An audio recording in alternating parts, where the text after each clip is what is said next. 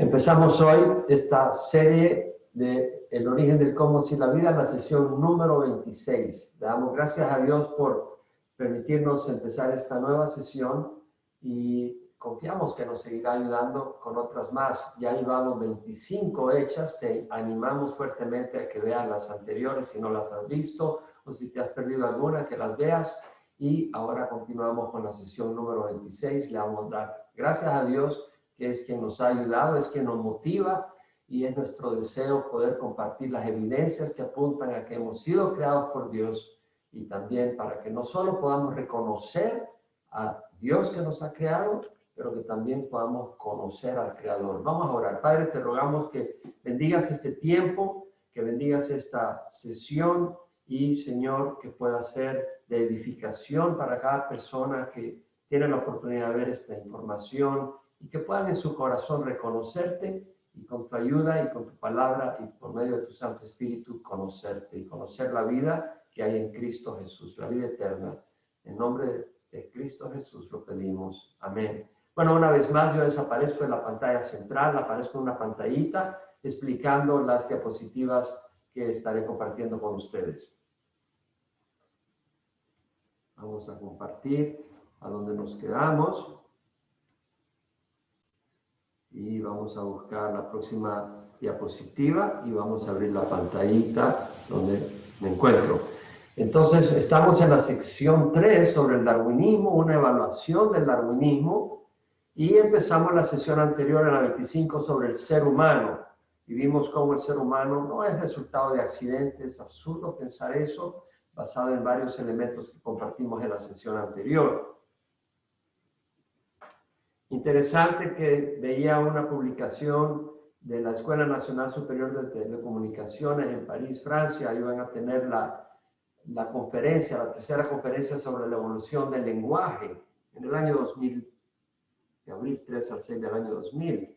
Y mencionaba la invitación, que la meta era reunir lingüistas, científicos de computación, antropólogos, paleontólogos, etólogos, geneticistas, neurocientíficos y otros científicos interesados en el asunto del origen y evolución del lenguaje, o sea, cómo se originó el lenguaje humano. No es simplemente la habilidad de producir sonidos, pero poder conectar esos sonidos y expresar pensamientos y deseos y ideas, y eso es sumamente complejo y solo existe en el ser humano.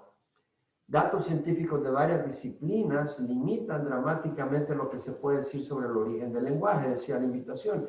Interesante, datos científicos, cuando se trata de datos, de realidad, no de imaginación, menciona de que esos datos limitan dramáticamente a lo que se puede decir sobre el origen del lenguaje, porque no hay datos científicos que respalden que el lenguaje ha sido resultado de evolución. Este asunto se ha vuelto un problema genuino para la ciencia, decía esta invitación. Realmente el lenguaje es una afrenta para evolución, es una vergüenza. Es lo que decía David Bremer, profesor emérito de psicología de la Universidad de Pensilvania. El lenguaje humano es una vergüenza para la teoría de evolución. Es decir, la teoría de evolución se queda avergonzado para poder explicar esto. En un artículo del doctor Tim Crow, del Departamento de Psiquiatría del Hospital Warneford de Oxford, sobre la ubicación y la identidad del gen cerebral que produce asimetría y lenguaje. Hay un gen que produce una asimetría en el cerebro humano que es necesario para el lenguaje humano, para el desarrollo del lenguaje humano. Es decir, el cerebro humano tiene asimetrías claves para el lenguaje humano, las cuales están ausentes en los chimpancés. Esta anatomía es única en el cerebro humano y se correlaciona con la facultad del lenguaje. El doctor Tim Crow menciona En el lenguaje humano tenemos una facultad sin precursor, es decir, una habilidad, y no existe una transición para esta habilidad.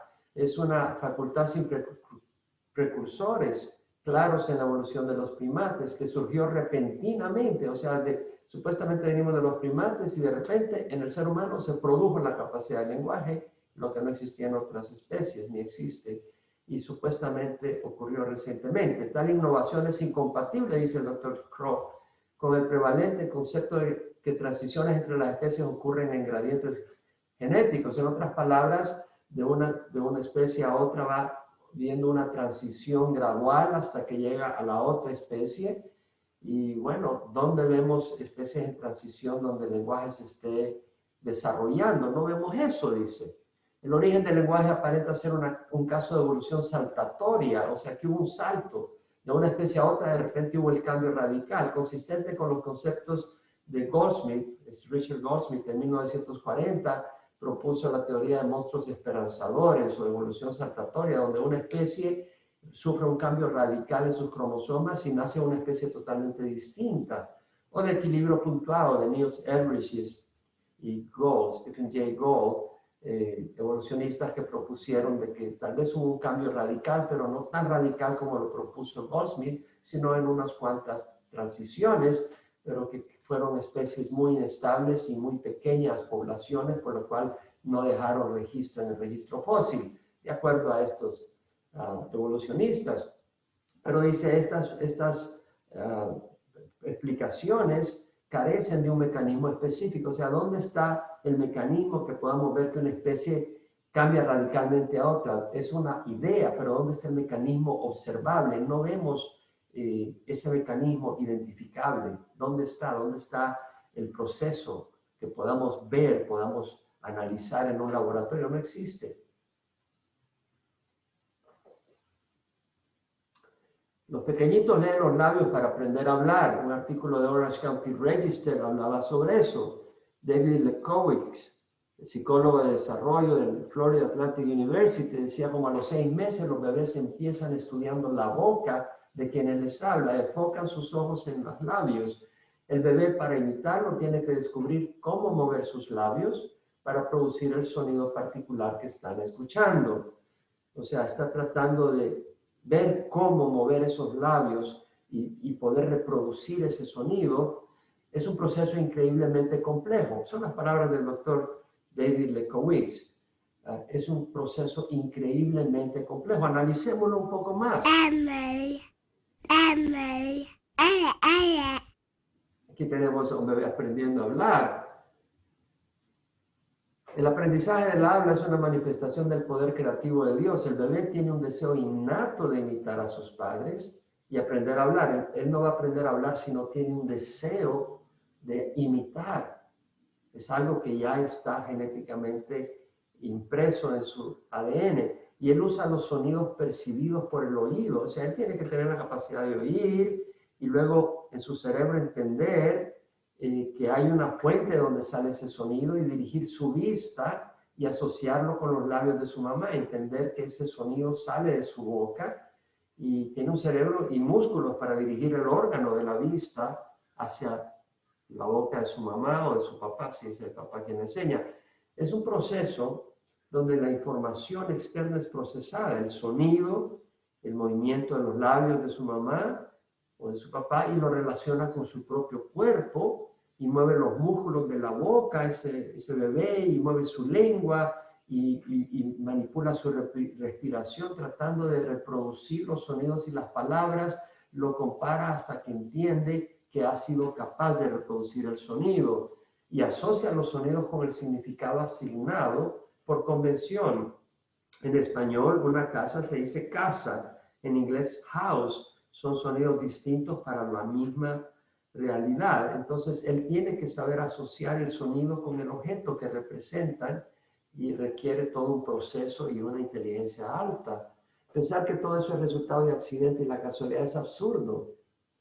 Y ocurrió en el ser humano, no ocurre en los animales. Un animal puede asociar un sonido con algo, pero él no va a construir lenguaje. El doctor Walter Smith hablaba sobre el lenguaje humano. Él ha escrito varios libros, él ya partió con el Señor. Uno de ellos es He Who Thinks Has to Believe, el que piensa tiene que llegar a creer. Hablaba del Creador. El doctor Walter Smith en una de sus conferencias en Costa Mesa, California, recuerdo que compartió que si una persona crece aislada, él tiene 3 doctorados, un científico de gran capacidad, y dice, si un niño crece aislado, sin ser expuesto al lenguaje humano, para nada, no va a aprender a hablar de adulto. Y lo que muestra que nuestros primeros padres, Adán y Eva, tuvieron que ser creados con la facultad del lenguaje. Y dije Adán y Eva porque ya está confirmado que venimos de una sola madre. Entonces tuvieron que ser creados con la capacidad de hablar. Adán fue creado adulto y con la capacidad de hablar para poder enseñarle a sus hijos también. En Génesis leemos que ordenó el Señor Dios al hombre diciendo, de todo árbol del huerto podrás comer, pero del árbol del conocimiento del bien y del mal no comerás, porque el día que de él comas, ciertamente morirás. Vemos al Señor hablándole a Adán el día que lo crea. Cuando ha creado a Adán, le está hablando, le está advirtiendo. Vemos lenguaje, la capacidad de Adán de entender. Dios le está hablando. Y leemos en el mismo libro de Génesis, que el hombre, cuando Dios crea a la mujer, dice, este es ahora hueso de mis huesos y carne de mi carne, ella será llamada mujer porque del hombre fue tomada. Entonces vemos que el hombre tiene la capacidad de hablar también, como lo vemos en este pasaje. Y eso concuerda con lo que dice la evidencia, que uno no puede hablar si no ha nacido con esa capacidad, si no ha crecido ya hablando. Y si tú naces sin hablar y te expones a un ambiente donde nunca escuchas hablar, cuando ya eres adulto no vas a poder hablar. El doctor Nathanael Jinson, que tiene doctorado en biología de la célula y el desarrollo de Harvard, en un artículo sobre nueva investigación del reloj genético, reta millones de años, él menciona que el ser humano es de creación reciente, tal como lo dice la Biblia. Aquí tenemos una verificación histórica del ser humano que concuerda no con la cosmovisión evolucionista, sino que concuerda con la cosmovisión creacionista, con la historia de Génesis. Velocidades de mutación del ADN de mitocondria solo provienen de la madre, y en el ser humano y 3 especies animales muestran que la variación existente se produjo en 10.000 años, no millones de años, contrario a la evolución. Es decir, analizando las variaciones que hay en el ADN del mitocondria, que solo se heredan de la madre, por lo cual todos venimos de una madre, confirmado experimentalmente. Al analizar la variación y conociendo el porcentaje de variación que ocurre en cada generación, se ha confirmado que el ser humano tiene menos de 10.000 años de existencia en la Tierra, contrario a lo que los evolucionistas dicen que tiene 180.000 años. El ser humano y los animales son de creación reciente, de acuerdo a mutaciones del ADN de mitocondria.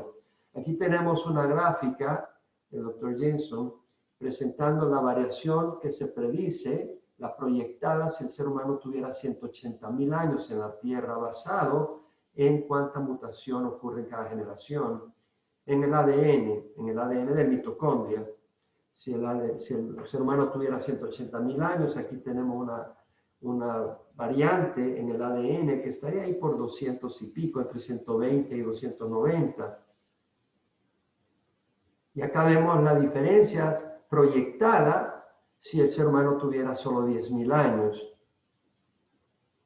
Y acá vemos la diferencia presente. Vemos que la diferencia presente es mucho menor que la proyectada si tuviera 180.000 años y muy similar a la proyectada si tuviera 10.000 años. Lo que quiere decir que el ser humano tiene 10.000 años o menos. Obviamente que esta es una aproximación experimental y real, no es imaginaria. El ser humano es reciente, tal como dice la Biblia. Y vemos que los animales también son recientes. Esta es la mosca de la fruta. Vemos las diferencias en ADN actual. Esta es la proyectada. Si la mosca de la fruta tuviera 20 millones de años, como proyectan los evolucionistas. Y esta es la diferencia si tuviera 10.000 años proyectada. Vemos que la actual y la proyectada son muy similares para 10.000 años. Y lo vemos en la lombriz intestinal. De nuevo, la presente es mucho menor que si tuviera 18 millones de años, perdón, si fuera proyectada 18 millones de años, el tiempo que asumen esta especie los evolucionistas, y muy similar a si tuviera 10.000 años. También en la pulga de agua tenemos el mismo caso donde la actual es mucho menor que la proyectada para 7.600.000 años y muy similar a 10.000 años. Vemos que los animales, el ser humano, es de creación reciente, tal como lo menciona el libro de Génesis. El doctor Jeffrey Tompkins, doctor en genética, en un artículo sobre el reloj genético, que menciona que verifica la creación reciente. El ADN de mitocondria de un animal es heredado del óvulo materno, ya mencionamos eso, y la velocidad de mutación del mitocondria ADN puede medirse exactamente para producir un reloj específico para la especie. Y el doctor Tompkins hace referencia al estudio del doctor Jensen, donde dice un científico creacionista demostró que un evento creativo ocurrió para todos estos organismos hace no más de 10.000 años. En este artículo, el doctor Tompkins menciona que los mismos resultados fueron primeramente reportados en la comunidad evolucionista. Es decir, no fueron los creacionistas los primeros en confirmar esto. Los autores del artículo secular declaraban, al usar nuestros datos empíricos para calibrar el reloj molecular del mitocondria del ADN, resulta en una edad para la primera mujer humana de solo 6.500 años. Entonces, la publicación secular del año 1997, usando ADN de mitocondria en el ser humano, le da que Eva, la primera mujer humana, es de unos 6.500 años de antigüedad. Recuerda, la Biblia, el ser humano tiene unos 6.000 años de historia en la Tierra, lo mismo en nuestro planeta y el universo. Entonces, vemos la confirmación científica, primero por los seculares, evolucionistas, que obviamente descartaron la información porque no concuerda con su cosmovisión evolucionista. Brian Thomas, doctor también en un campo científico relacionado con la paleontología, en un artículo en Action Facts, menciona que el ADN de mitocondria concuerda con la familia de Noé y el calendario bíblico. Vemos acá la historia de la Tierra que confirma con la información bíblica. El ADN en el mitocondria se hereda exclusivamente del óvulo de la madre, lo hemos repetido varias veces. Ocurre de promedio una mutación aproximada cada 6 generaciones en el ADN de mitocondria, la cual se transmite a generaciones futuras de hijas. Un análisis de varias poblaciones muestra que la humanidad presente desciende de 3 mujeres, las cuales descienden de una madre común. Qué interesante, descienden de 3 mujeres. Sabemos que Noé en el diluvio entró al arca con sus 3 hijos y las mujeres.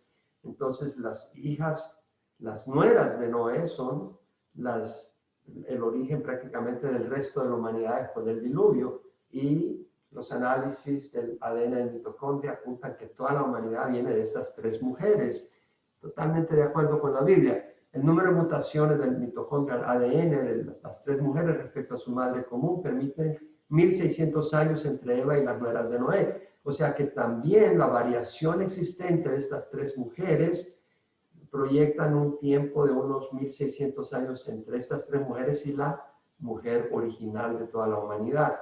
Y vemos que el diluvio universal fue aproximadamente unos 1.600 años después de la creación, hace unos 4.400 años.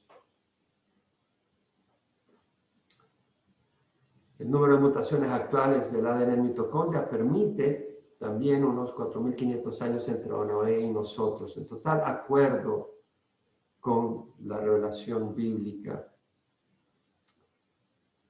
El doctor Tompkins también menciona algo, quizás los datos más notables que apoyan una creación reciente son los publicados recientemente por un grupo amplio de científicos seculares.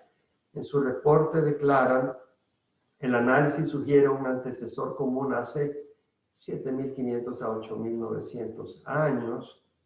pero de aquellos confinados dentro de una población de 3.570 a 4.284 años. Bueno, un antecesor común ponen de 7.000 y pico a 8.000 y pico de años, muy cercano a los 6.000 años de historia del ser humano. Y luego mencionan de 3.500 a 4.284 años. Para las poblaciones provienen de un lugar común de hace unos 4.000 años, por decir así. Eso coincide con la Torre de Babel. Estas fechas son bastante exactas para ambos eventos, la creación original y la dispersión en Babel después del diluvio. Las poblaciones confinadas son descendientes de los grupos creados en la Torre de Babel cuando los idiomas fueron confundidos. Es decir, vemos que se forman grupos que provienen de un lugar común, los distintos grupos, y ese lugar común es de hace unos 4.000 años, y esto coincide con la Torre de Babel. El diluvio universal es una realidad y hay evidencia histórica, evidencia bíblica, evidencia geológica.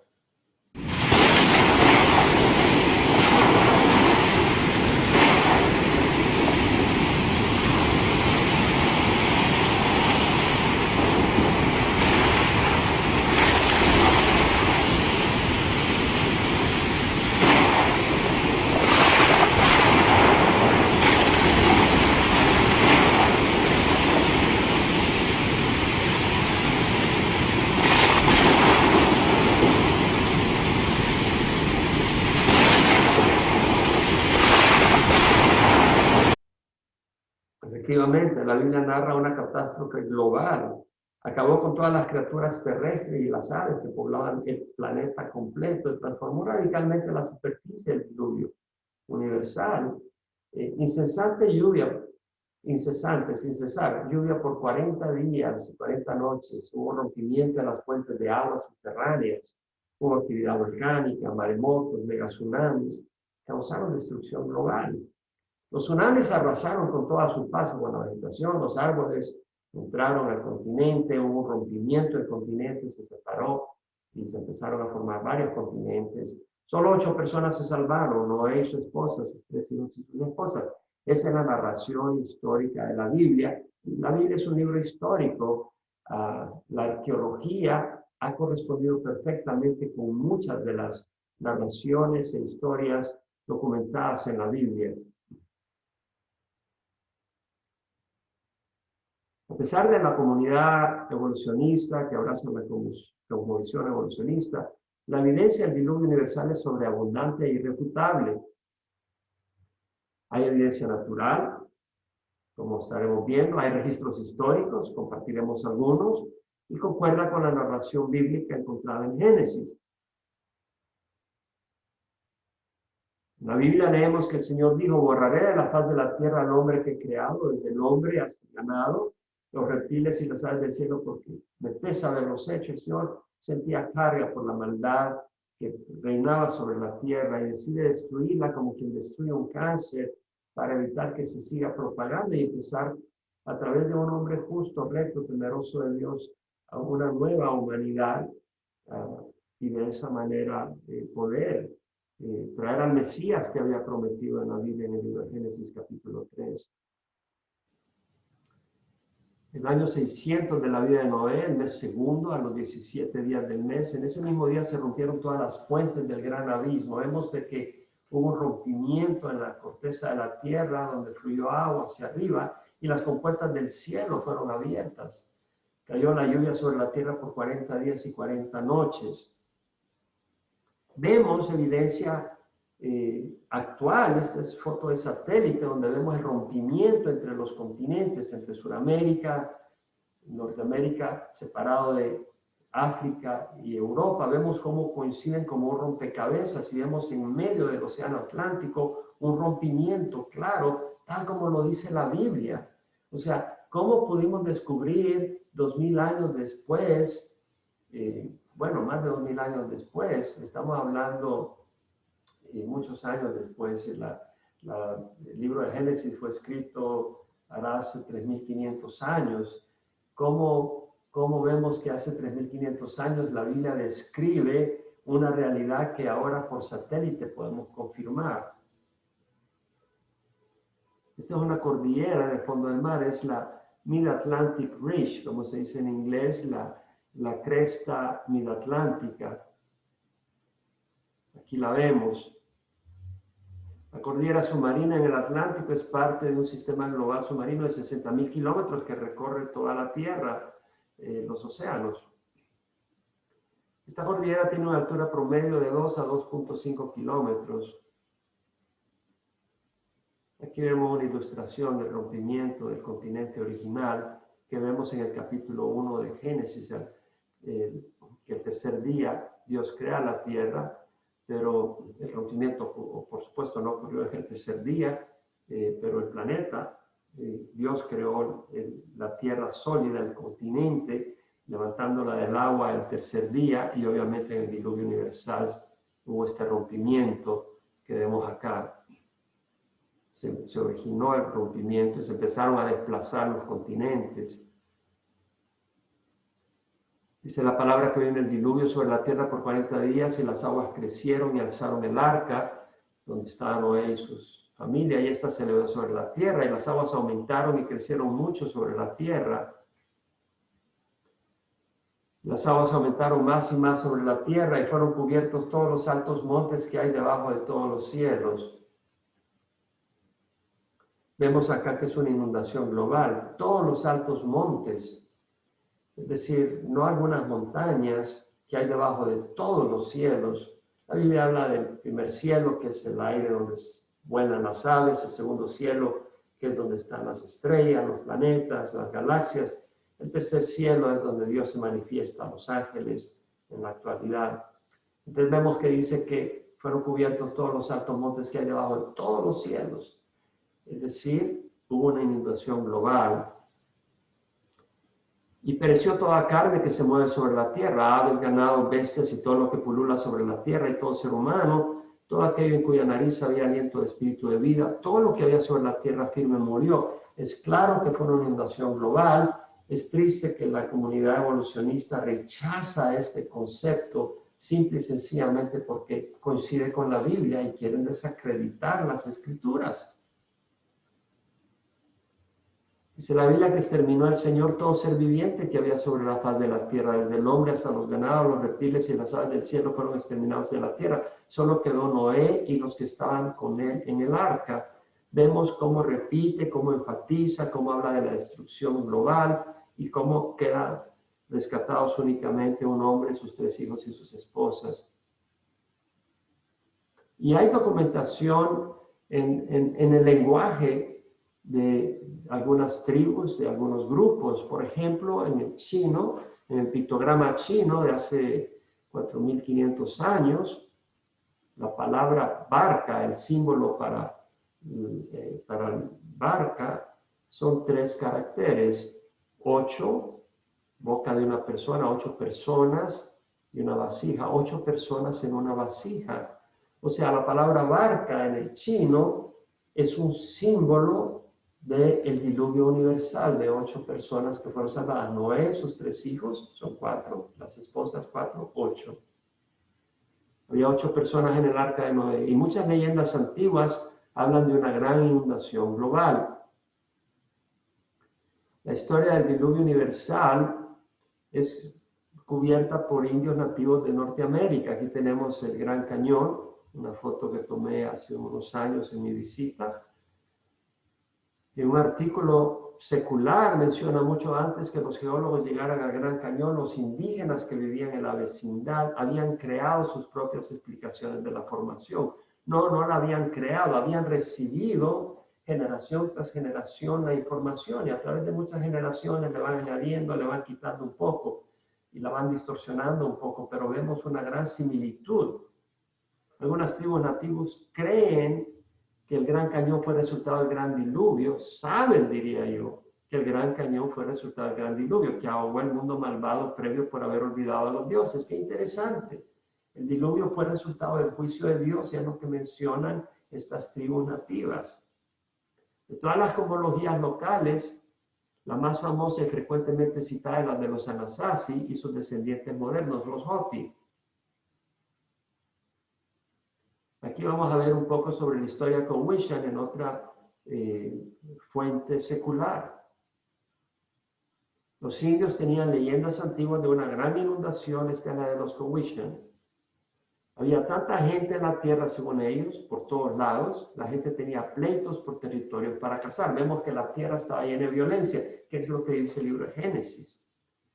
Sus ancianos sabios soñaron que lluvia caía por tanto tiempo, causando una inundación tan grande que toda la gente se ahogó. Bueno, sabemos que Noé fue informado, él creyó. Él no soñó, el Señor se lo reveló. Puede que haya sido por sueño, pero vemos acá de que habla de una inundación. La destrucción fue por agua, tal como lo vemos en Génesis. La gente que creyó trabajó duro construyendo una balsa. Vemos aquí de nuevo lo del arca y la gente que creyó, en este caso Noé y obviamente sus hijos y sus esposas, entraron al arca. Grandes gotas de agua comenzaron a caer, los ríos se desbordaron y los valles se inundaron. Vemos que hay lluvia, o sea, la inundación no solo es que el mar entra, sino que hay lluvia. Los que habían creído en los sueños llevaron alimentos a la balsa y tanto ellos como sus familias se subieron a ella mientras las aguas crecían. Vivieron en la balsa muchos días, aún las cimas de los montes habían desaparecido de vista bajo la inundación. Vemos que menciona que todo fue inundado hasta la cima de los montes, tal como lo describe Génesis. Esto no es coincidencia. Después de mucho tiempo, la gente de nuevo llenó la tierra y comenzaron a tener pleitos.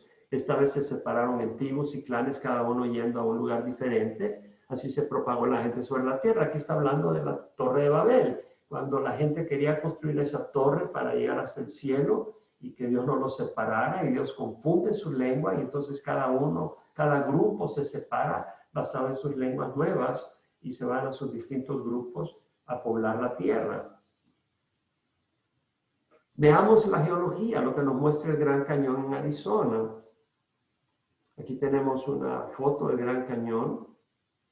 Mide 400 kilómetros de largo, tiene una profundidad de 2 kilómetros y el ancho es amplio, es enorme, son 16 kilómetros de ancho de promedio. Lo que ves ahí es el río Colorado en el fondo, que solo mide unos 100 metros. El río Colorado mide 100 metros de ancho. ¿Cómo puede haber hecho ese río, ese gran cañón que tiene 16 kilómetros de promedio de ancho y casi 2 kilómetros de alto, de profundo? El río Colorado no cavó el Gran Cañón, el agua fluye hacia el mar por la ruta de menor resistencia. Fue la inundación global cuando el agua regresaba a los continentes que su acción erosionante erosionó el Gran Cañón y luego obviamente el río Colorado fluye a través del lugar de menor resistencia. Y tenemos el Gran Cañón de Arizona en el fondo, aquí estoy yo, fui personalmente hace un par de años. Y examinemos las rocas. Estas son una foto del Gran Cañón, donde vemos estratos sedimentarios paralelos sin disturbación. Si se hubieran depositado millones de años, habrían irregularidades, canales entre las capas. Se formarían canales por la erosión, por distintos fenómenos geológicos, pero vemos las capas paralelas sin ningún problema.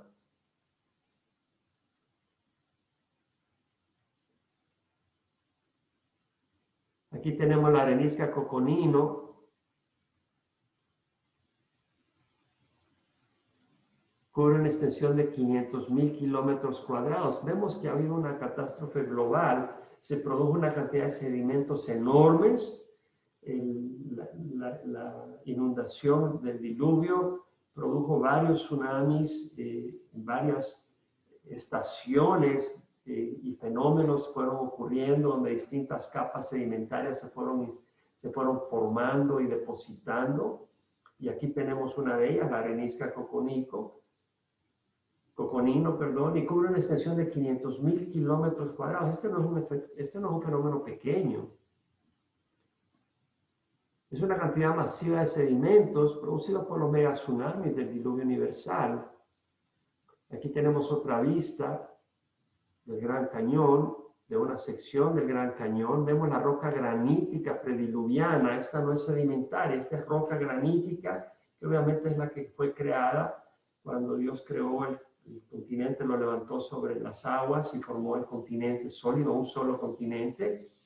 Y vemos acá pues esta roca prediluviana, probablemente el tercer día de la creación. Hubo tal vez un poquito de sedimentos que se han depositado entre esa fecha de la creación y cuando empezó el diluvio. Y aquí tenemos la línea que separa lo que se llama la gran discontinuidad, the great unconformity, entre la roca granítica prediluviana y el primer estrato sedimentario diluviano. El primer estrato sedimentario, el tapiz, aquí lo vamos a ver, la arenisca tapiz. El primer estrato sedimentario diluviano de la columna se extiende desde México hasta Canadá.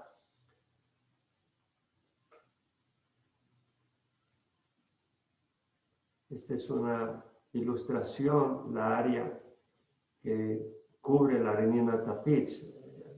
Cubre parte de México, atraviesa todo Estados Unidos, el centro, el este de Estados Unidos, el sur, y llega al norte hasta Canadá. Es un área enorme. Vemos que fue un fenómeno tremendo. O sea, los tsunamis, la inundación fue impresionante, catastrófica.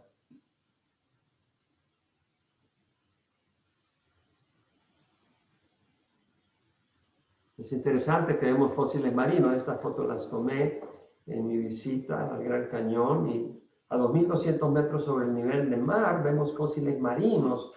El Gran Cañón, a donde estaba tomando esta foto, está como a 1.000 kilómetros de distancia de la costa. El mar entró, arrasó, cubrió los montes y se depositaron especies marinas que fueron fosilizadas por los sedimentos, quedaron atrapados y se fueron fosilizando. Y tenemos también fósiles de madera. En una de las esquinas vemos un trozo de madera que fue petrificado, es decir, árboles de tierra fueron arrasados, mezclados con especies animales, con conchas del mar y fueron arrastradas y en el tsunami revueltas y depositadas y fosilizadas. Y aquí vemos este caso en el Gran Cañón.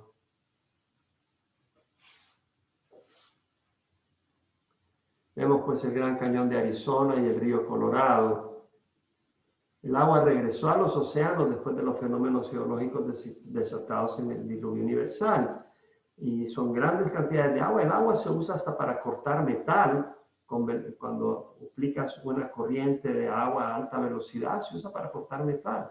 El agua tiene una gran capacidad erosiva y vemos acá que el Gran Cañón pues se formó cuando el agua, las grandes cantidades de agua regresaron al océano.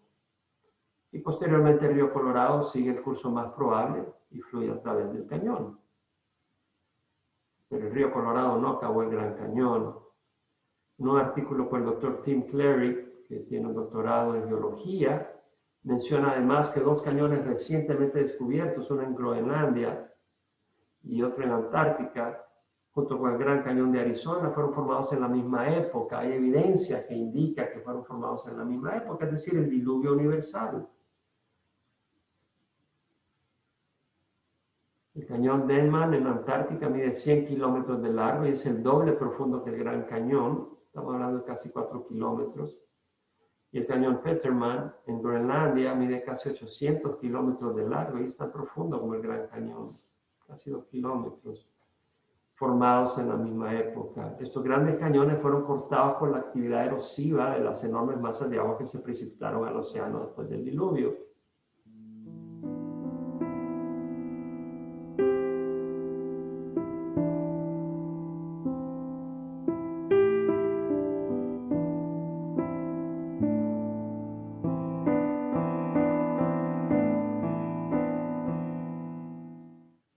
Vemos acá, la palabra dice que el Señor vio que era mucha la maldad de los hombres en la tierra y que toda la intención de los pensamientos de su corazón era solo hacer siempre el mal. Es decir, esta inundación es porque la humanidad se había perdido totalmente. Dios quería rescatarla y rescató al único hombre que era justo. Noé predicó por 100 años que la gente se arrepintiera, pero rehusaron arrepentirse. Entonces no es que Dios no quería salvar a la humanidad, pero rehusaron arrepentirse. Dios tuvo que destruir. Y dice, el hombre, le pesó al Señor haber hecho al hombre en la tierra y sintió tristeza en su corazón. El Señor dijo, borraré de la faz de la tierra al hombre que he creado, desde el hombre hasta el ganado, los reptiles y las aves del cielo, porque me pesa haberlos hecho. Mas Noé halló gracia ante los ojos del Señor. Dice la Biblia que al final del diluvio, cuando salió Noé con sus hijos y sus esposas, habló Dios a Noé y a los hijos que estaban en el diluvio, diciendo, yo establezco mi pacto con vosotros, nunca más volverá a ser exterminada toda carne por las aguas del diluvio, ni habrá más diluvio para destruir la tierra. Vemos que el diluvio fue universal, han habido inundaciones locales, grandes inundaciones locales, pero no un diluvio universal. Si el diluvio universal hubiera sido una inundación local, entonces Dios ha mentido al decir que no volvería a haber un diluvio universal. Fue un diluvio universal y Dios está hablando de la universalidad del diluvio y de destruir toda la tierra. Dice, no la destruiré por agua, aunque Pedro profetiza que va a ser destruida por fuego, porque la humanidad sigue en rebeldía contra Dios, pero Dios antes enviará a Jesucristo. Jesucristo viene para rescatar a los suyos que tienen la fe en Él, como Noé fue rescatado del diluvio universal. Dios quiere rescatar a aquellos que creen en Él de la ira divina que viene. Vienen 7 años de tribulación y Dios quiere rescatarte de eso y de la ira divina del lago de fuego y azufre. Dijo Dios, esta es la señal del pacto que hago entre yo y vosotros y todo ser viviente que está con vosotros por todas las generaciones. Pongo mi arco en las nubes y será por señal del pacto entre yo y la tierra, y nunca más se convertirán las aguas en diluvio para destruir toda la carne. Está hablando de que Dios está haciendo un pacto, Él decide hacer un pacto con la humanidad, y dice, el arco iris va a ser una señal que les recuerde qué significado espiritual tiene, que yo no destruiré de nuevo toda la tierra por una inundación. Pueden estar seguros, es mi palabra y ese es el símbolo. Cada vez que veamos el arco iris, recordemos que si bien Dios trae juicio, también Dios es misericordioso para aquellos que se arrepienten. Noé fue un hombre que era arrepentido, era un hombre que confió en Dios y creyó, y se subió al arca, construyó el arca y se subió. Y tú de igual manera puedes arrepentirte de tus pecados y subirte en el arca que es Jesucristo, y no vendrá el juicio divino contra ti. Dios había prometido en el Edén aplastar un día la cabeza de Satanás por medio de un descendiente de Eva. Eso prometió Dios en el capítulo 3. Siendo fiel a su promesa, preservó a Noé y a su familia también. Y de Noé descendió el Mesías para redimir al mundo. Dios había prometido el Mesías. Dios iba a cumplir su promesa. Dios levantó a un hombre justo a través del cual continuar la humanidad para llevar a cabo su promesa. 1400 años después del diluvio, Dios llevó a cabo su promesa a través de Jesucristo, y en Él tenemos salvación.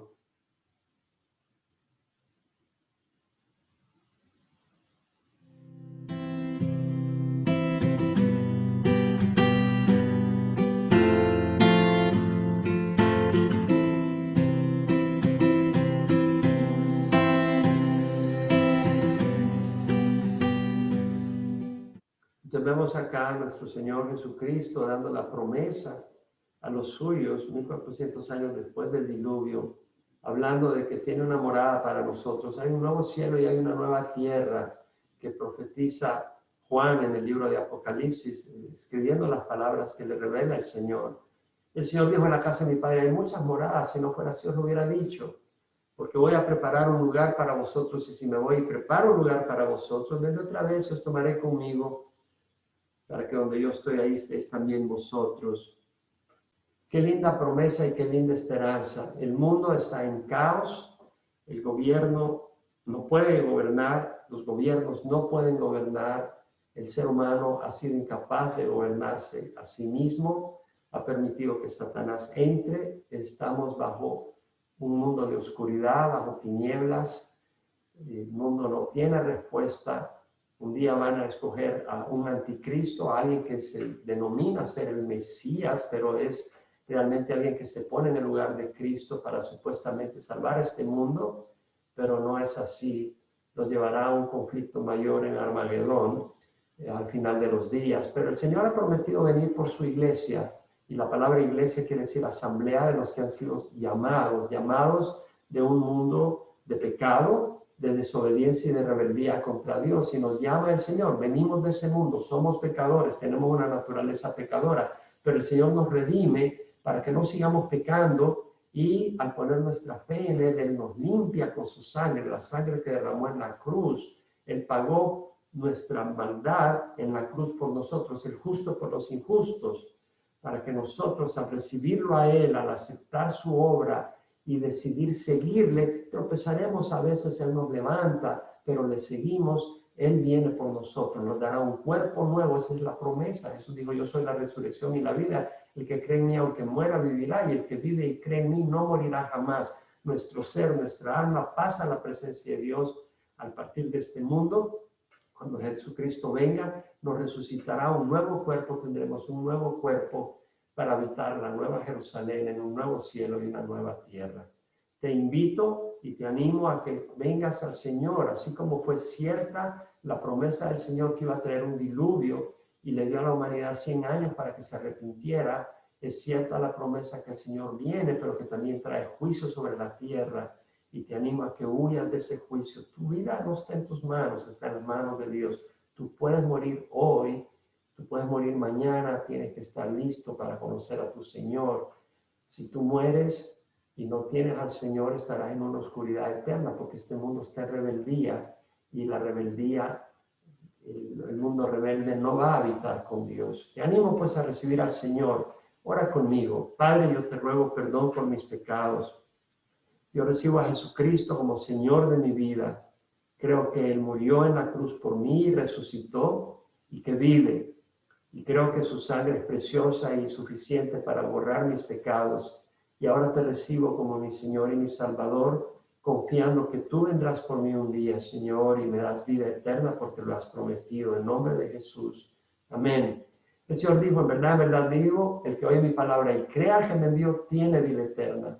No vendrá condenación, mas ha pasado de muerte a vida. ¿Y cuál es esa promesa? Que de tal manera amó Dios al mundo que dio a su Hijo Jesucristo, para que todo el que crea en Él no se pierda, mas tenga vida eterna. Jesús dijo: todo lo que el Padre me da viene a mí, y al que viene a mí de ninguna manera lo echaré afuera. Bueno, el Señor te bendiga. Yo te animo a que compartas esta presentación con otras amistades que puedan tener la oportunidad de ver la evidencia del juicio de Dios pasado, del hecho de que vendrá un juicio divino, y también la evidencia natural del Creador. Voy a voy a traer de nuevo, una vez más vamos a compartir la pantalla, porque quisiera presentarte un material que está en nuestra última diapositivas. Como dije, terminamos acá la sesión 26, no te pierdas la 27, pero te recomendamos nuestro material en la página elvela.com o entendiendolasescrituras.com. Tenemos mucho material de edificación que te animamos para que tú te informes, te edifiques con material que muestre evidencia de la creación, pero también con revelación bíblica. Tenemos enseñanza de la palabra de Dios que te animamos que tú la estudies y te edifiques con la palabra de Dios, la revelación sobrenatural de Dios. Tenemos algunos libros en Amazon.com que te animamos también a que tú tengas acceso a ellos. Continuaremos con la sesión 27. Por el momento, nomás agradecerte porque nos has acompañado en esta sesión, pedir al Señor que te bendiga, y hasta la próxima con la ayuda del Señor.